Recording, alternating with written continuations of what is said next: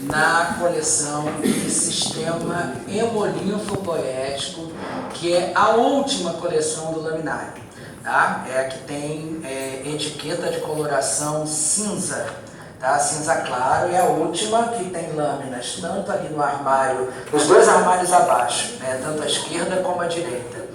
E além da coleção do sistema hemolinfopoético, vocês vão encontrar lâminas também, tem que encontrar, né, na coleção de tubo digestório, uma vez que duas das formações linfóides subepiteliais maiores, que são a placa de Peyer e o apêndice, estão com lâminas na coleção de tubo digestório. Então prestem atenção para não pegarem, né, a lâmina no lugar errado, né? Ah, peguei isso aqui, a lâmina 45 não tem no sistema hemolinfopoético. Você pegou a 45, que é o apêndice vermiforme, tem que ser na coleção de tubo digestório. Então prestem atenção onde vocês forem pegar as lâminas, tá?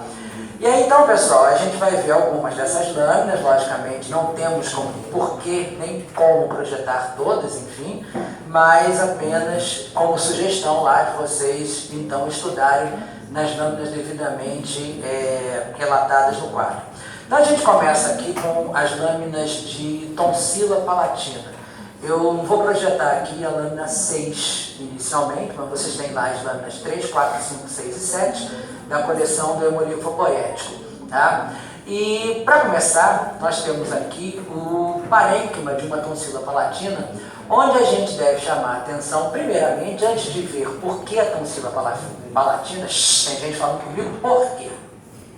Né? E aí, antes de ver como tonsila palatina, a gente tem que entender as principais conformações de tecido linfóide, que serão vistas tanto em formações linfóides subepiteliais como nos órgãos linfóides. E aqui vocês estão vendo 4 grandes nódulos linfóides. Cada estrutura dessa é um nódulo linfóide ou um folículo linfóide, né?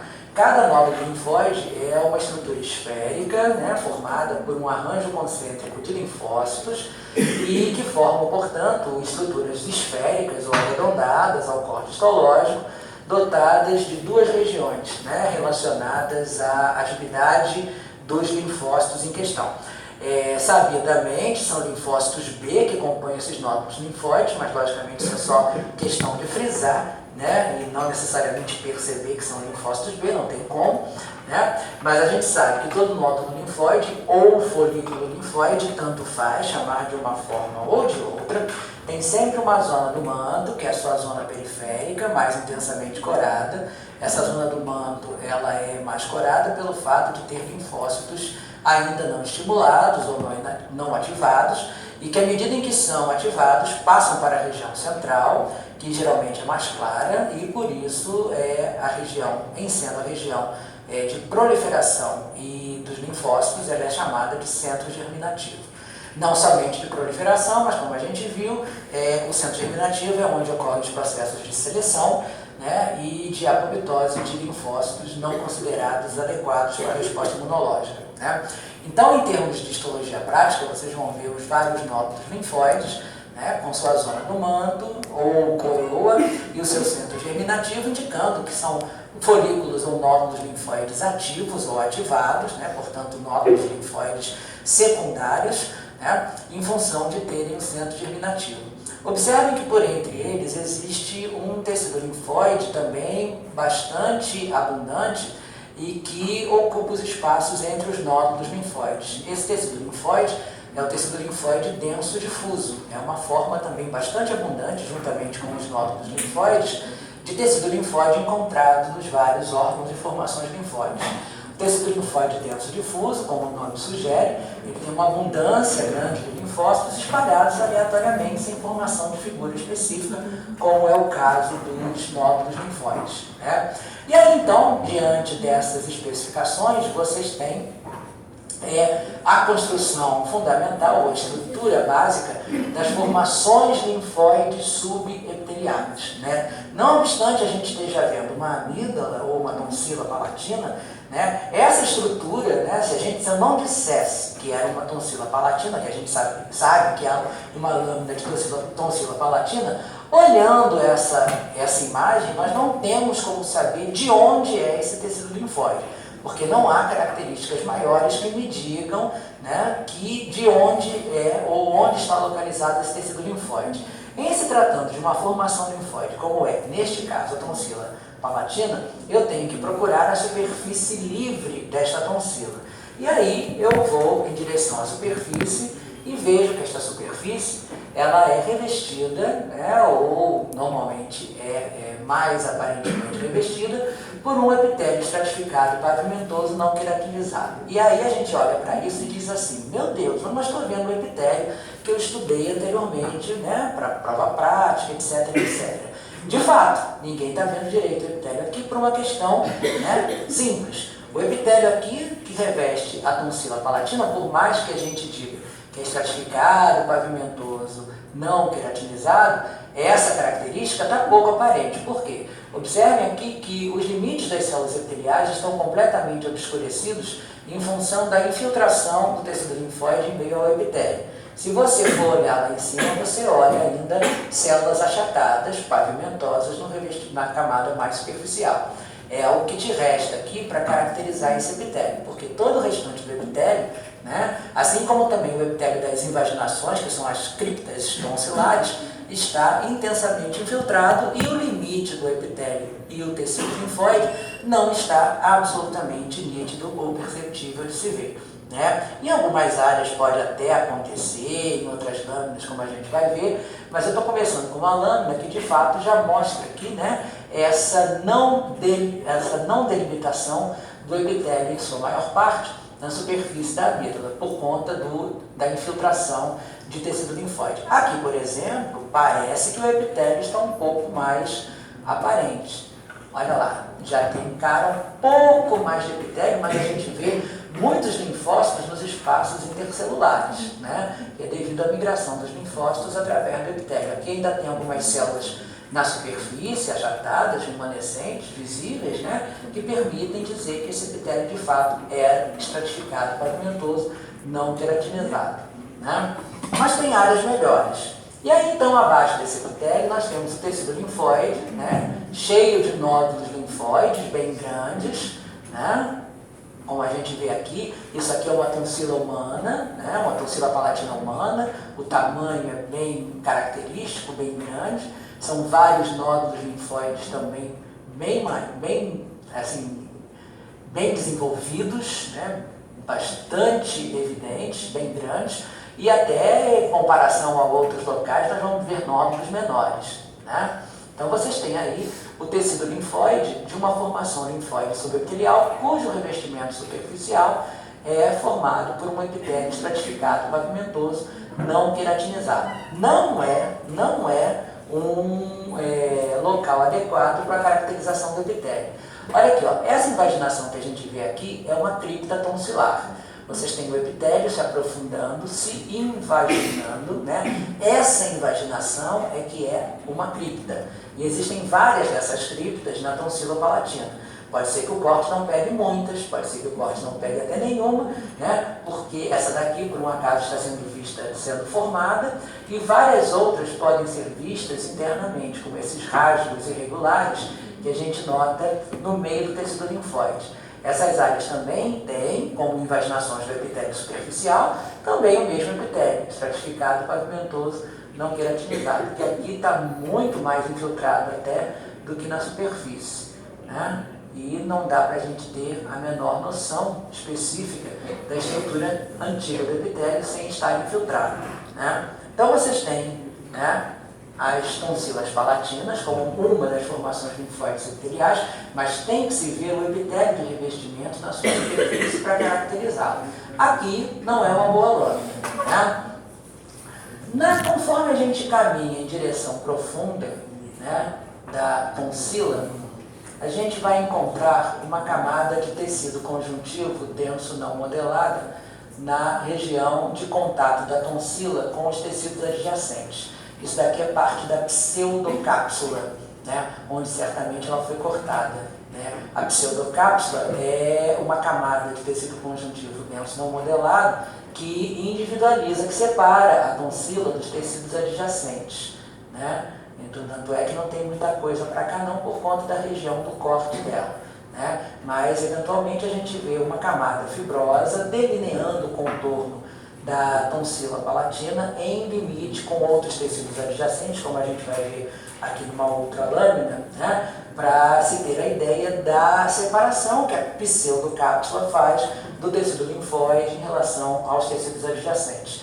Essa lâmina número 6 é uma tonsila bastante grande, uma tonsila humana.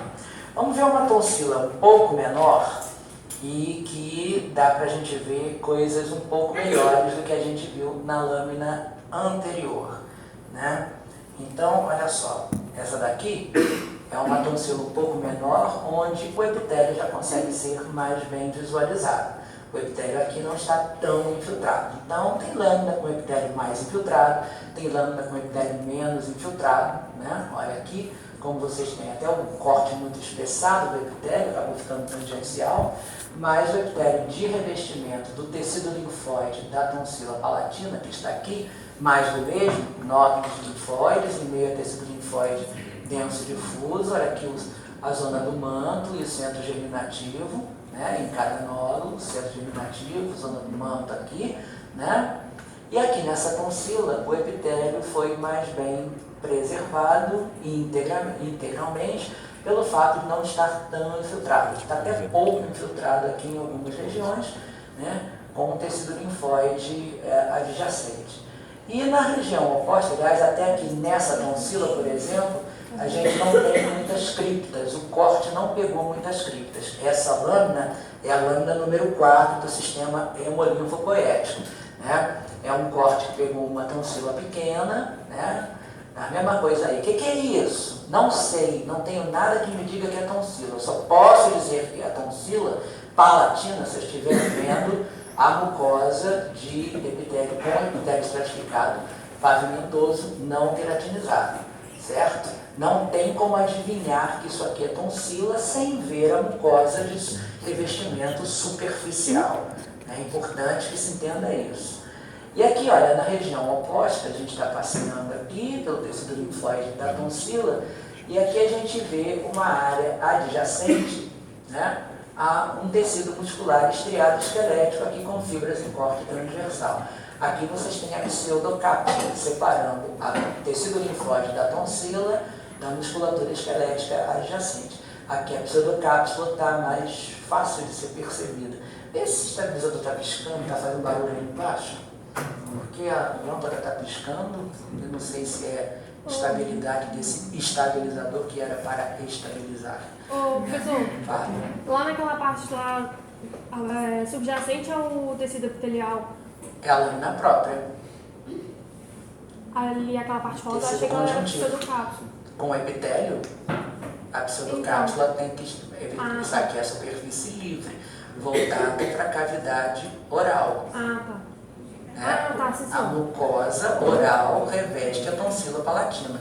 Então, isso daqui é a superfície livre da tonsila, Sim, senhor. certo? E aqui a pseudocápsula está voltada para a musculatura adjacente. Né? Na outra lâmina não tinha nem musculatura, né? Mas aqui pegou um pouco da musculatura adjacente à tonsila. Tá? Então, vocês têm essa lâmina, e aqui também tem uma outra lâmina bonitinha, as duas lâminas anteriores foram em HE. Essa lâmina é a número 7, está em tricrônico de Gomori, e é uma lâmina também bonitinha, onde o epitélio está bastante bem visualizado, a lâmina própria é pouco infiltrada, o epitélio pouco infiltrado, e embaixo uma quantidade imensa de tecido linfóide, com nódulos linfóides, tecido linfóide denso difuso. Tá? Essa é a estrutura de todo tipo de formação linfóide subepitelial. É sempre tecido linfóide denso difuso com os nódulos linfóides entremeados. Olha aqui, esses espaços aqui são criptas que foram pegas internamente no tecido linfóide. Né? A emergência a partir da superfície não foi mostrada. E aí elas aparecem como essas fendas revestidas por um epitélio já bastante infiltrado, diferentemente do epitélio superficial, né? Que faz com que esse epitélio não seja muito bem evidenciado. Né? Se eu aumentar aqui, olha, vocês veem lá, olha, alguns indícios das células superficiais do revestimento epitelial das criptas. Olha aqui, ó, o epitélio vai até aqui, mas tem tanta infiltração de linfócitos no epitélio que o limite fica de fato perturbado. Né? Aqui é o epitélio dessa cripta.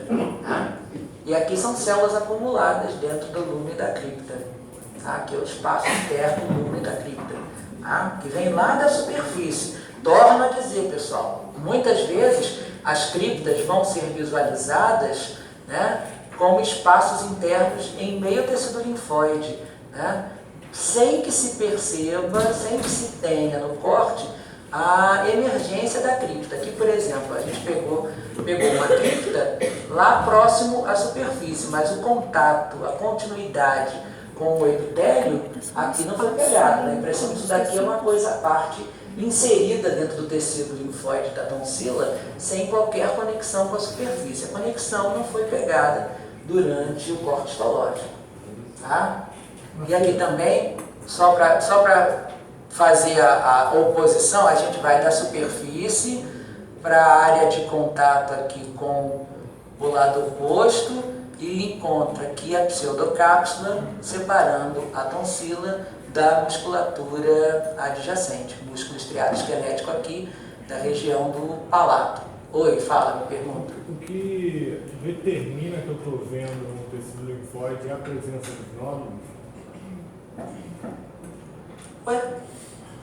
Os nódulos linfóides não são uma conformação de tecido linfóide? Sim, mas se eu não estivesse vendo um deles, por onde é que eu poderia falar que é tecido linfóide?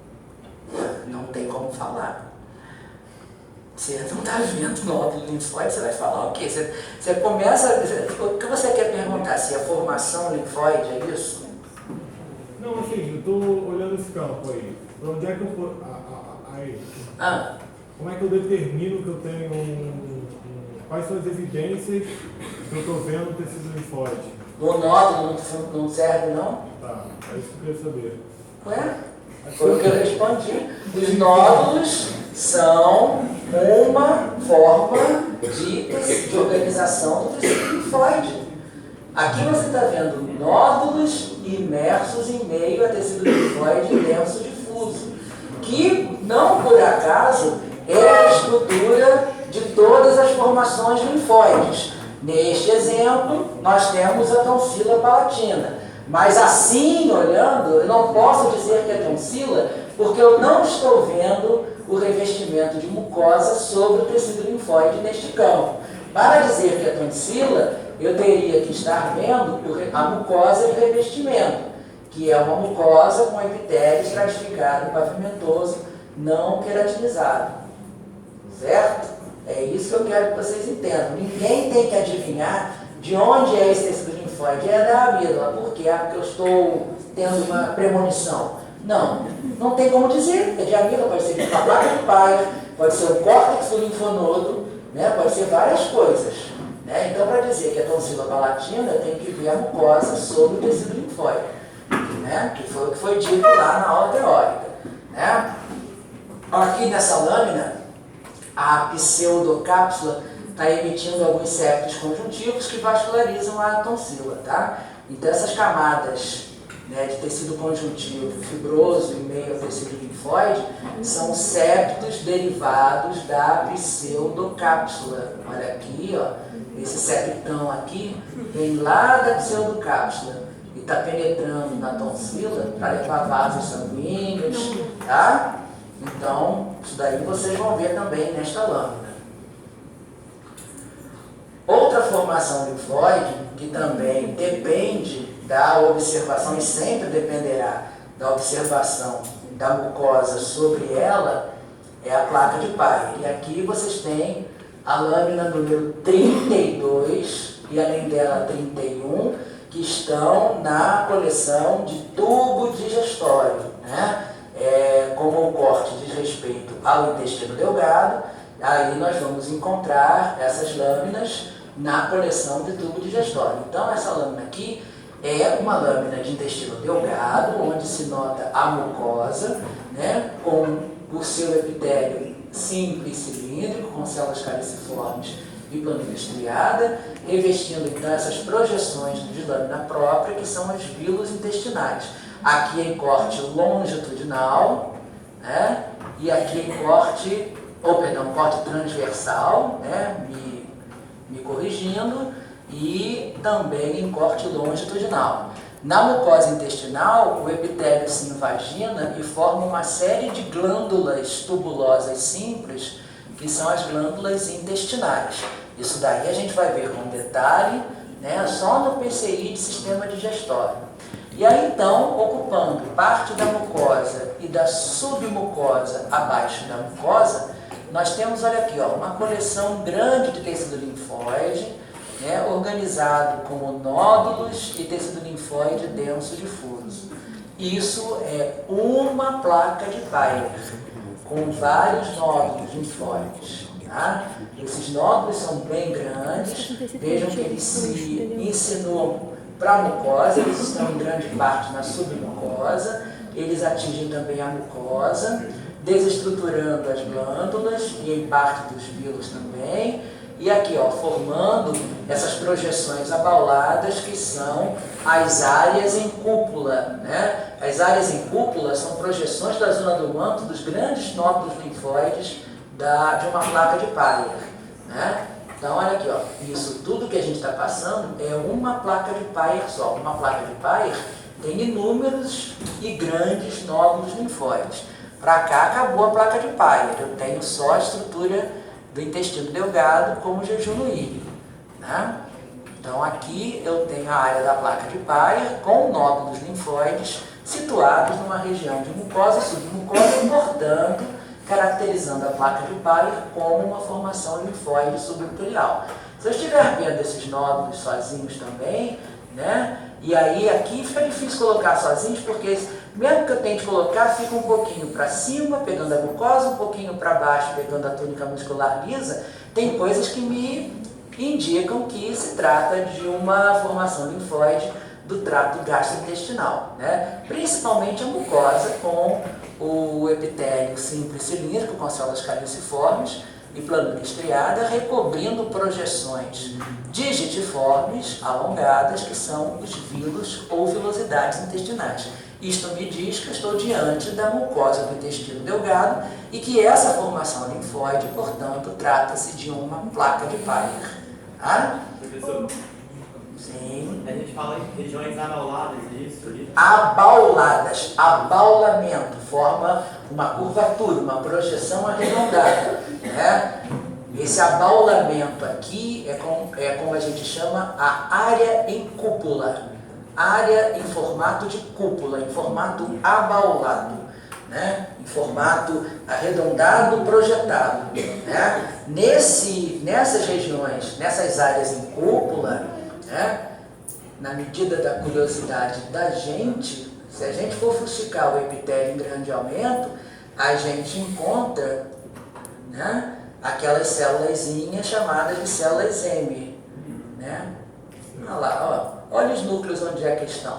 Lá na superfície do epitélio. Olha aqui o epitélio como é. Olha aqui que está bem em confronto de uma área do epitélio simples cilíndrico com os núcleos elípticos das células cilíndricas e o citoplasma apical das células caliciformes, né? Aqui é o epitélio associado aos folículos de uma placa de Peyer.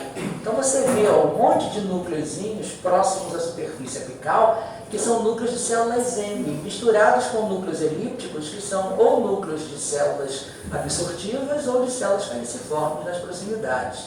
Agora, isso tudo aqui é núcleo de célula M, né? Que você encontra essencialmente aqui no epitélio associado aos folículos de uma placa de Peyer, além de até serem encontradas também em epitélios de outras formações linfóides subepiteliais. Então, quando vocês pegarem essa lâmina, vocês procurem que tem pelo menos um ou dois cortes mostrando placa de Peyer, né? É um corte de intestino delgado na região do íleo, né? Olha aí, ó, outra placa de Peyer, aí os nódulos estão meio quebrados, as áreas em cúpula estão sendo vistas ali, em meio às velocidades, né? Isso aqui é uma outra placa de Pai. Repara aqui que o nódulo ele é bem volumoso, ele se estende para a mucosa, ele deforma a superfície da mucosa, formando essas áreas em cúpula. Tá? E no meio desse epitélio aí, se a gente vir em grande aumento, a gente vai encontrar as células M. Tá? Mais uma área em cúpula que, vista em confronto, olha lá, os núcleos sempre próximos à superfície são núcleos de células M. Aqui do outro lado imediato você tem o epitélio normal, né? Ou sem células M, com as células caliciformes e as células absortivas. Os núcleos próximos à superfície, no epitélio associado aos folículos, são núcleos de células M. A epitélio também. São células epiteliais também. São. Tá? E aí vocês têm essa lâmina na coleção de tubo digestório. Essa é a lâmina número 32. E tem a lâmina número 31 também, né, que são de placa de Payer, são até as melhores. Né? E aqui, por exemplo, olha lá, eu tenho uma outra placa de Payer, não tão grande como a da lâmina anterior, mas eu tenho nódulos agregados. Inclusive até essa lâmina, que as vilosidades, estão no corte longitudinal e transversal. Né? Todo mundo entende o que é uma vilosidade intestinal. Tem alguém com dúvida do que seja uma vilosidade intestinal? Por favor, se tiver, para tirar agora. Tá? Então, essa projeção da lâmina própria recoberta pelo epitélio intestinal é o que se chama de vilosidade intestinal, que você tem em cortes longitudinais e transversais. Essa lâmina aqui pegou uma placa de Payer em corte tangencial, e aí vocês vão ter essa imagem aqui, não muito bonita, do tecido linfóide meio bagunçado e um corte bem com uma espessura, uma área de espessura bem irregular, né, bem grande por sinal, e que não está aparecendo organizado, né, imediatamente abaixo da mucosa, na submucosa. Uma parte aqui talvez dê uma ideia, né, mas não está um corte muito bonito aqui porque pegou tangencial, né, um corte tangencial. Aqui nessa outra área, né, você tem alguns nódulos linfóides agregados, né, pegando mucosa e submucosa. Né? Então, de novo, entenda que o conjunto é o que se chama de placa de Payer. Não vai achar que placa de Payer é um nódulo só. Tá? Nesse caso ali, os nódulos linfóides são o que está mais corado. O nódulo linfóide é isso aqui, tudo. É a zona do essa forma estrutura esférica com essa zona do manto e o centro germinativo. Mais claro. Tá? Isso tudo é um nódulo linfóide. Isso aqui ao redor é tecido linfóide denso difuso. Certo? Bem.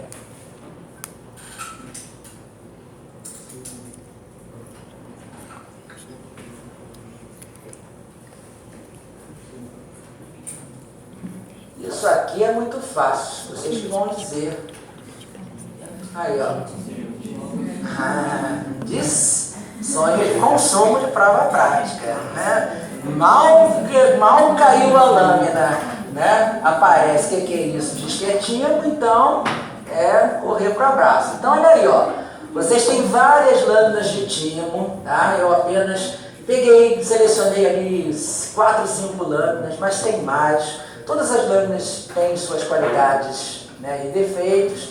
Essa daqui é só uma primeira. E mostra, né, um corte que tem, inclusive, um coração, é um corte de coração de gato, né? Tem um coração aqui, que não está muito bonito na concepção da estrutura das fibras musculares estriadas cardíacas, porque é onde um animal jovem, imaturo, então não tem as características como os discos intercalares, que vocês gostariam de ver, tão nítidos. Então esse coração aí é um coração de um animal ainda muito jovem, imaturo. E isso justifica se pegar esse material contendo um timo tão bem desenvolvido assim. E aí vocês, olha só, olha a cápsula do timo, que é aquela mochibinha fininha que sobrou ali na superfície do órgão. né? Então isso daqui é um restinho de cápsula conjuntiva, de tecido conjuntivo frouxo. A cápsula do timo é bem delicada, bem fina, em algumas áreas vocês não verão, né, por conta da remoção. E o parênquima tímico é repleto dessas estruturas poligonais, chamadas de lóbulos tímicos, né? Cada lóbulo com sua região cortical, periférica, mais corada, e sua região medular, mais interna, menos corada. Aí a gente já cansou de falar, né, da infiltração maciça no córtex, daí essa tonalidade mais escura, e de menor infiltração na medula, né, com as células reticulares epiteliais mais próximas umas das outras, e não se corando tão bem, dando essa tonalidade mais clara à medula. Se virmos, melhor dizendo, o órgão de aumento maior, né, vocês têm aí um mar de linfócitos na região cortical, que realmente são muito aglomerados e ficam difíceis de serem distinguidos, mais ainda com relação às células reticulares epiteliais, enquanto que na medula, né, a infiltração é menor, e aí começam a aparecer essas estruturas esféricas irregulares, que são os corpúsculos de Rassal, derivados do arranjo concêntrico das células reticulares epiteliais. Esses até estão feios, existem até alguns mais bonitos, né? Mas vocês virem núcleos em grande aumento que sejam pouco corados, espalhados no meio dos linfócitos, são núcleos de células reticulares epiteliais.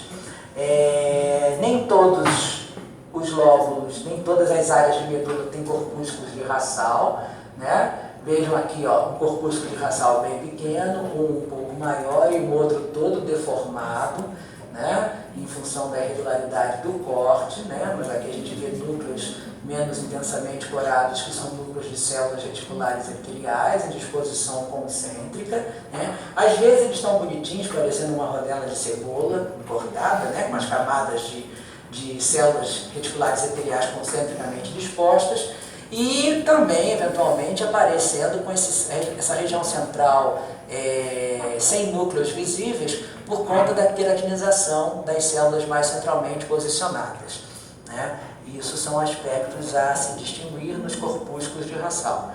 Então, por onde a gente passa, olha lá, por exemplo, já falei, aquele ali está mais bonitinho, tem uma cara de rodelinha de cebola, né? Cortada, né, são em função do arranjo concêntrico das células reticulares epiteliais. E sempre característicos, sempre presentes exclusivamente na medula dos lóbulos tímicos. Tá? Então o timo é bastante fácil de ser diagnosticado, justificado, visualizado, entendido, né, em termos práticos aqui, na visualização dos corpos histológicos, né? Esses espaços são preenchidos por septos conjuntivos que nem sempre são muito bem preservados, aí parece que não tem nada, né? Mas são septos muito delicados, muito finos, que passam por entre os lóbulos e dividindo o parênquima aparentemente de forma